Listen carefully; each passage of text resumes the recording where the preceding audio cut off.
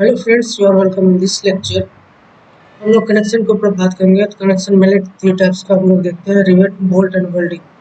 तो रिवेट पहले हम लोग यूज़ करते थे, अभी हम लोग रिवेट का यूज़ नहीं करते हैं। तो इसका दो मेन रीज़न, जब हम लोग रिवेटिंग करते हैं उसमें हाई नॉइज पोल्यूशन होता है, और दूसरा इसको रिवेटिंग करने के लिए हम लोग को इसको रेड हॉट मतलब बहुत टेम्परेचर पे इसको गर्म करना होता है। उससे फिर हम लोग इसको हैमरिंग के द्वारा और फिक्स करते हैं। तो आगे बढ़ते हम लोग कनेक्शन का। तो इसमें हम लोग बोल्ट और वेल्डिंग के मतलब कनेक्शन के बारे में पढ़ेंगे। तो बोल्टेड कनेक्शन की बात करें तो ये दो टाइप का इसमें जॉइंट बनता है, एक लेफ्ट जॉइंट, दूसरा बट जॉइंट। लेफ्ट जॉइंट की बात करें तो लेफ्ट जॉइंट में होता क्या है, इसमें जो होता है एक प्लेट, जो मेरा एक प्लेट है दूसरे प्लेट के ऊपर होता है, और इसको हम लोग बोल्ट के थ्रू हम लोग कनेक्शन फिक्स करते हैं। तो ये वो left joint simplest type of joint है और but least efficient. Left joint में आपका सिंगल शेयरिंग हो सकता है, डबल शेयरिंग होता है, बेयरिंग होता है, बोल्ट। फिर शेयरिंग बात करते हैं, लेफ्ट जॉइंट का हो गया। दूसरा होता है बट जॉइंट। बट जॉइंट में क्या होता है, बट जॉइंट में इसमें जैसे एक प्लेट दूसरे प्लेट के ऊपर रखा हुआ था, तो बट लेकिन जैसे सिंपल अगर लेफ्ट जॉइंट का बात करें तो लेफ्ट जॉइंट कुछ इस तरह करके था। लेकिन बट जॉइंट में क्या होता है, यही प्लेट जो होता है ठीक आमने सामने आ जाता है, मतलब एक दूसरे के सामने आ जाता है, और उसको कवर प्लेट से हम लोग कनेक्शन कवर प्लेट का यूज करके कनेक्शन करते हैं।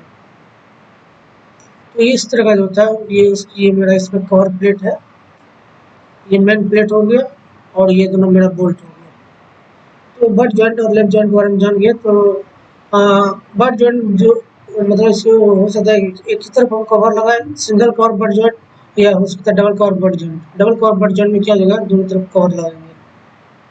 इसेंट्रिसिटी जीरो होता है, लाइन ऑफ एक्शन दोनों का सेम रहता है।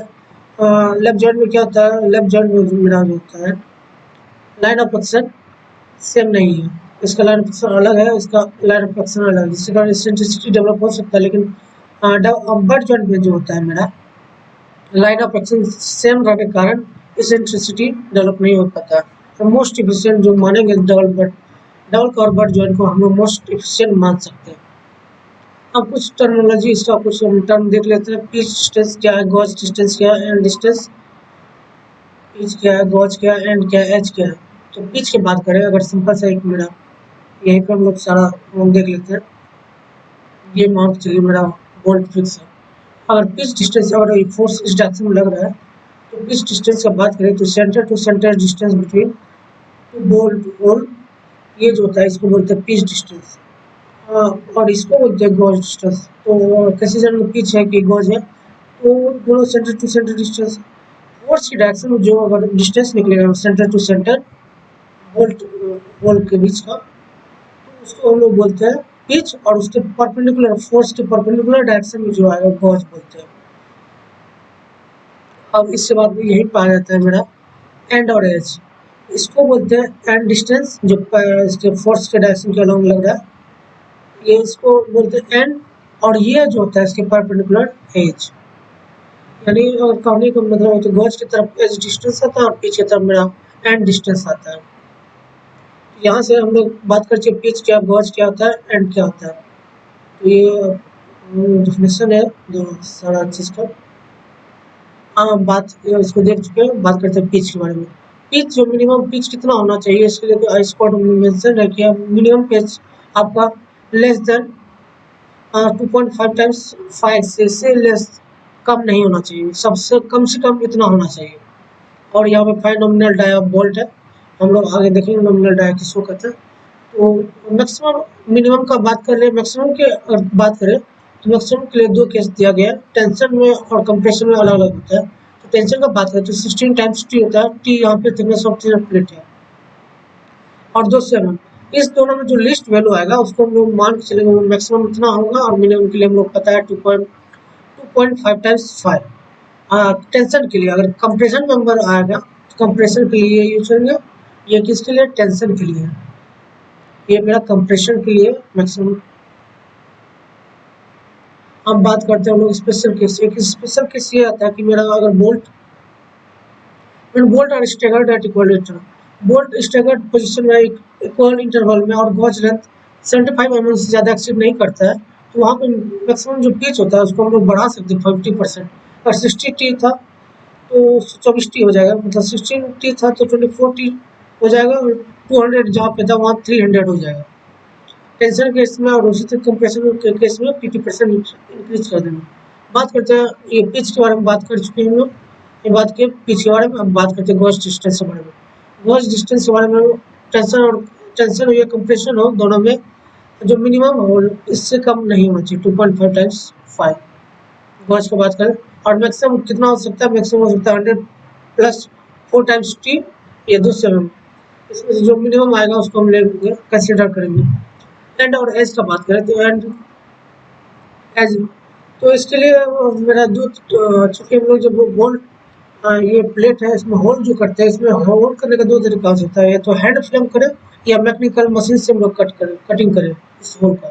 अगर हैंड से इस ये होल बना हुआ है तो इसके लिए जो एंड या एज डिस्टेंस है इसके लिए होता है 1.7 टाइम्स टीम, इसके लिए हैंड फ्लेम के लिए। अगर वही बात करें ये मशीन का अगर है तो मशीन के लिए हो जाएगा मेरा 1.5 टी टाइम्स आउटर डाया। यहाँ पे ध्यान रखना होगा, यहाँ पे नॉमिनल डाया नहीं यूज करें, डाया होल यूज करते हैं, ये याद रखने वाला पॉइंट है।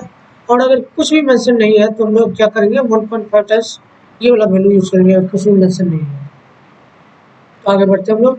मैक्सिमम ये तो बात था मिनिमम का, मिनिमम कितना होना चाहिए। अब मैक्सिमम का बात करें तो मैक्सिमम कितना हो सकता है, तो मैक्सिमम के लिए केस ये होता है 12 टाइम्स टी इंटू एप्सिलॉन, और एप्सिलॉन इसका जो वैल्यू निकालते हैं 250/Fy। अगर मेंबर मेरा केस ये था क्या, अगर मेंबर मेरा कोरोजन के कांटेक्ट में आता है तो वहाँ पे हम लोग जो एज डिस्टेंस है मैक्सिमम ले सकते हैं 40 mm प्लस 4 टाइम्स टी, और टी यहाँ पे थिकनेस ऑफ क्या मेरा प्लेट है।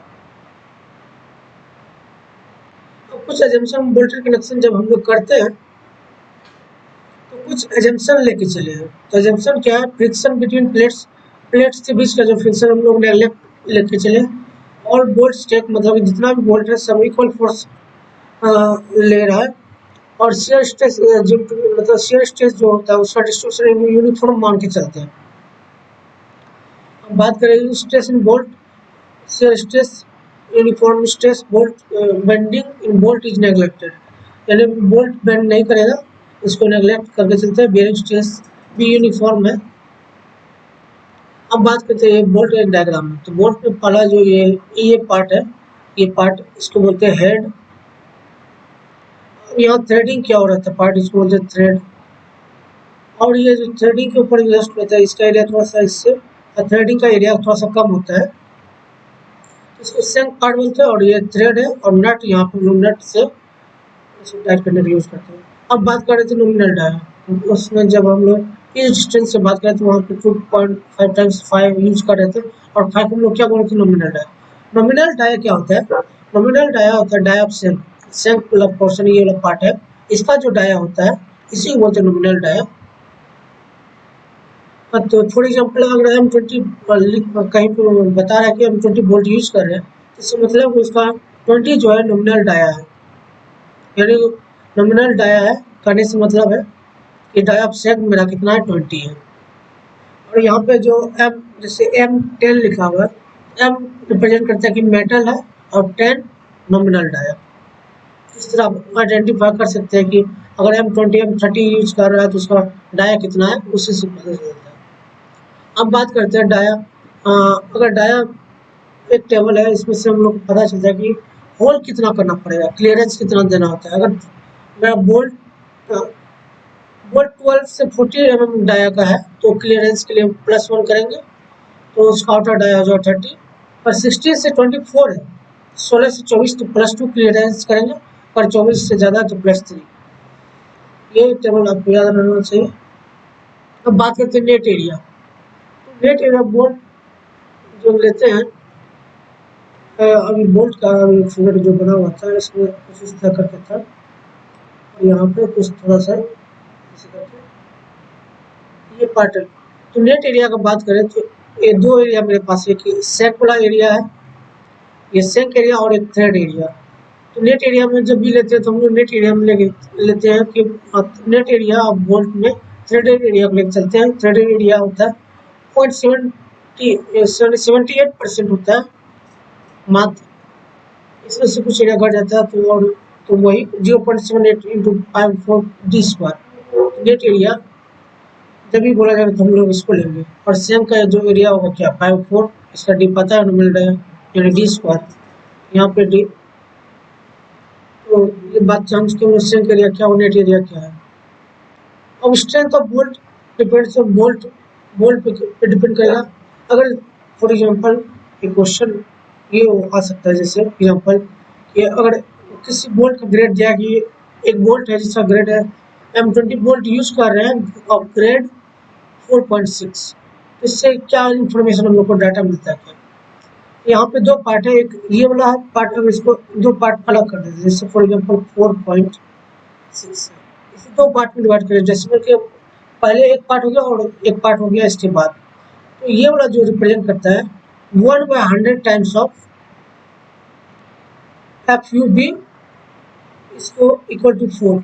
यहाँ से अल्टीमेट स्ट्रेंथ ऑफ बोल्ट कितना आ जाएगा 400। और ये वाला पार्ट क्या रिप्रेजेंट करता है 0.6, तो ये 0.6 रिप्रेजेंट करता है। इसके लिए बात करें तो ये अल्टीमेट इल्ड बाय अल्टीमेट का रेशियो यानी 0.6।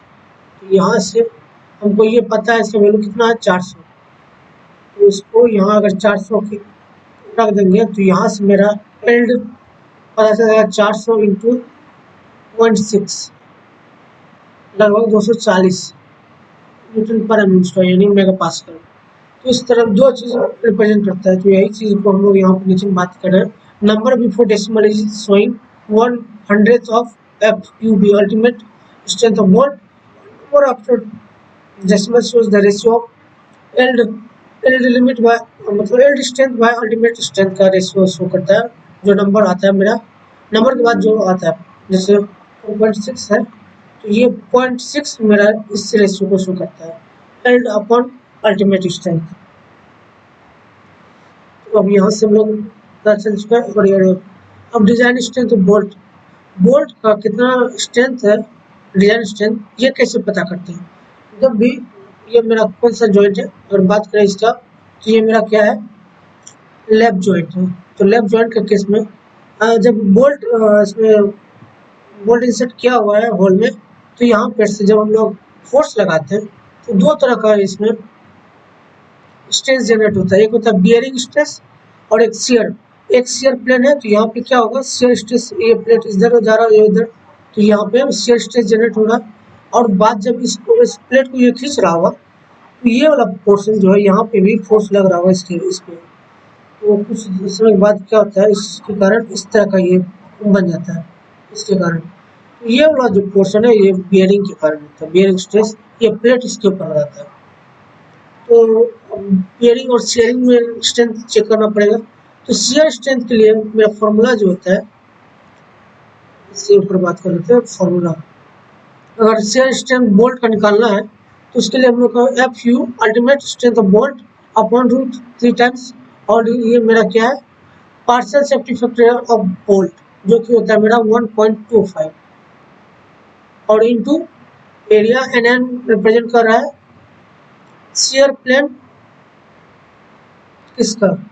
यहाँ पे हम लोग सारा टर्म को देख लेते हैं। ये मेरा क्या होगा अल्टीमेट स्ट्रेंथ √3 ये partial safety factor of bolt ये क्या है A and B यानी threading area of bolt shank area of bolt NS ये शियर प्लेन रिप्रेजेंट करता है कितना number of shear plane with shank और number of shear plane with thread. ये क्या करता है नंबर ऑफ शियर प्लेन कितना शियर प्लेन विद सेंक के साथ है और कितना शियर प्लेन विद थ्रेड।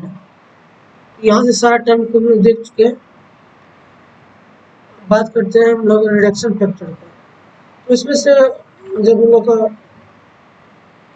इसको यूज करते हैं कुछ रिडक्शन फैक्टर हम लोग को जब स्ट्रेंथ डिजाइन करते हैं तो हम लोग को यूज करना होता है। जैसे फॉर एग्जांपल लॉन्ग जॉइंट अगर बहुत लंबा जॉइंट है तो वहाँ पे कुछ रिडक्शन फैक्टर यूज करना होगा। लार्ज क्रिप लेंथ है तो वहाँ भी कुछ रिडक्शन फैक्टर यूज करना, और पैकिंग प्लेट के लिए भी कुछ रिडक्शन फैक्टर यूज करना होता है। सबसे पहले बात करते हैं हम लोग कि लॉन्ग जॉइंट है तो वहाँ पे क्या होगा। तो अगर मेरा लेंथ जॉइंट का जो लेंथ है जॉइंट का वो अगर 15D से ज़्यादा है तो उसके लिए हम रिडक्शन फैक्टर कुछ का ये फार्मूला है, इतना रिडक्शन फैक्टर यूज करेंगे। For example length of joint कितना होगा, फर्स्ट बोल्ट से लेकर लास्ट बोल्ट का इसका जो डिस्टेंस है ये लेंथ ऑफ जॉइंट हो जाएगा। इसका वैल्यू निकाल लेंगे, इसका फिर हम लोग 15 टाइम्स डी इसका वैल्यू निकाल लेंगे। तो ये इसका जो रेंज होता है 0.75 से लेकर 1 के बीच में के अंडर लाइक होना चाहिए, इसका रेंज फिक्स है। और वही बात करें क्रिप लेंथ का, क्रिप लेंथ के ऊपर बात करें तो मेरा लेंथ ऑफ जो होता है gauge distance L sum of thickness of all plate LG, इसको एलजी से रिप्रेजेंट कर रहे हैं, sum of thickness of all plate.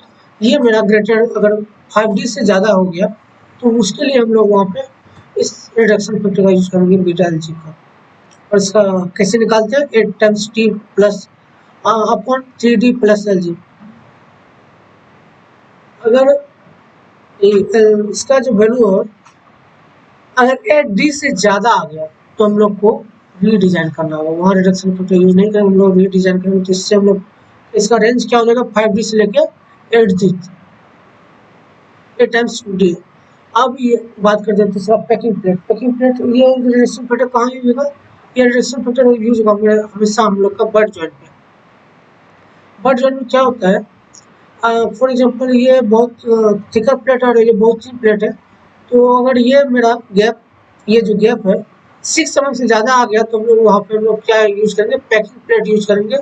और पैकिंग प्लेट के यूज करने से कुछ तो हम लोग को वहाँ पे अगर 6 mm से ज़्यादा गैप आ गया तो पैकिंग प्लेट यूज करना है।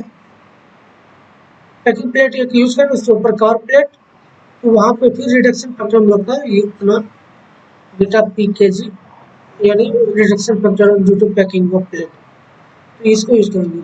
अब रिडक्शन फैक्टर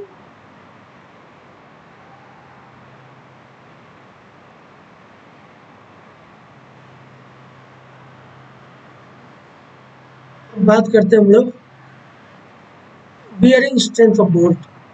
अगर बियरिंग स्ट्रेंथ बोल्ट का निकालना है तो इसलिए फॉर्मूला दिया गया है, वो शेयरिंग स्ट्रेंथ का था मेरा फॉर्मूला। फॉर एग्जांपल ये शेयरिंग स्ट्रेंथ, जितना भी रिडक्शन फैक्टर है जब हम लोग का शेयरिंग स्ट्रेंथ निकाल रहे होंगे, अगर जो कंडीशन आ रहा होगा तो उसको फिर यहाँ से जैसे फॉर एग्जांपल इसमें आ गया कुछ और कंडीशन, बीटा पैकेजिंग आ गया तो उसको इंटू फिर बीटा एलजी आ गया, उसको इंटू करने फिर बीटा एलजे आ जाएगा, उसको इंटू करके ये शेयर स्ट्रेंथ कुछ रिड्यूस हो जाएगा। तो जब आएगा तो हम लोग तब देखेंगे। अभी हम लोग फिलहाल बात करते हैं bearing strength of plate. Bearing strength कैसे निकालेंगे, अब शेयरिंग स्ट्रेंथ तो निकाल लिए। फॉर एग्जांपल ये एक प्लेट था मेरा और ये बोल्ट था, तो यहाँ पे क्या है बियरिंग फोर्स लग रहा था। ये शेयरिंग का बात कर रहे हैं, बियरिंग का बात करना है तो उसके लिए बियरिंग स्ट्रेंथ कैसे निकालना है उसके लिए हम लोग देखेंगे फॉर्मूला उसका जो कोड में गिवन है। तो 2.5 टाइम्स के बी इंटू डी, डी क्या नॉमिनल डाया बोल्ट है, T thickness of thinner plate है, नॉमिनल डाया बोल्ट है, T thickness of thinner plate है, ultimate strength of plate F U है। यहाँ पे के बी क्या है मेरा एक फैक्टर है, ये पार्शियल शिफ्ट फैक्टर बोल्ट का है जो कि कितना होता है 1.25। बात करते हैं हम लोग यहाँ पे मेरा जो के बी का सारा वैल्यू हम लोग को पता रहता है। के बी के लिए हम लोग का IS कोड में हम लोग को बताया गया कि के बी मिनिमम होगा किसका, एंड तीनों में से और एक चौथा केस दिया गया है, तीनों में से जो मिनिमम आएगा वो होगा के बी का वैल्यू। तो इस फॉर्मूला के यूज से हम लोग के बी का वैल्यू निकाल लेंगे। यहाँ पे पी क्या है, पीस डिस्टेंस है, डी ये पी क्या है, पीस डिस्टेंस है, ई एंड डिस्टेंस है, ई क्या है आउटर डायाफ्राम है। अब शेयर बियरिंग स्ट्रेंथ निकालिए, शेयरिंग स्ट्रेंथ निकालिए, यहाँ से केवी का वैल्यू निकल जाएगा तो केवी का वैल्यू यहाँ पुट कर देंगे तो डिजाइन स्ट्रेंथ का बोल्ट किसमें बियरिंग में आ गया, शेयरिंग में आ गया, उससे फिर आता है हम लोग का एक टीयरिंग स्ट्रेंथ, प्लेट का कितना टीयरिंग स्ट्रेंथ है, कितना स्ट्रेंथ है जिससे वो टीयर नहीं करे। तो इसके लिए हम लोग का फॉर्मूला दिया है डिजाइन स्ट्रेंथ ऑफ टीयरिंग के लिए 0.9 times net area into ultimate strength by gamma m1। Partial safety factor किसका है, ये पार्शियल सेफ्टी फैक्टर है। यहाँ से अब ए एन कैसे निकलेगा, यहाँ एफ यू पता है, इसका वैल्यू पता है, वो जो 1.25 ये पता है। तो ए एन निकालने के लिए हम लोग का जो फॉर्मूला दिया गया गिवन कोड में B minus N D no plus into thickness area plus sigma. अगर स्टेगर्ड पोजिशन में है तो स्टेगर्ड पिच पता है तो वहाँ पी एस स्क्वायर 4 GB यानी स्टेगर्ड पिच है और ये गॉज डिस्टेंस बोल्ट का है। अगर ये स्टेगर्ड नहीं है तो इसको हम लोग यहाँ से इसको जो मान के और इसका वैल्यू निकाल देंगे।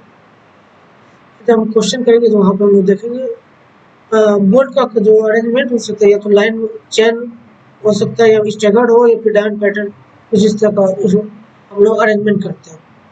अब बात करते हैं कनेक्शन का स्ट्रेंथ। अब कनेक्शन का स्ट्रेंथ चेक करने के लिए हम लोग को क्या क्या चाहिए, एक शेयरिंग स्ट्रेंथ चाहिए, बेयरिंग स्ट्रेंथ चाहिए और टीयरिंग स्ट्रेंथ ऑफ प्लेट।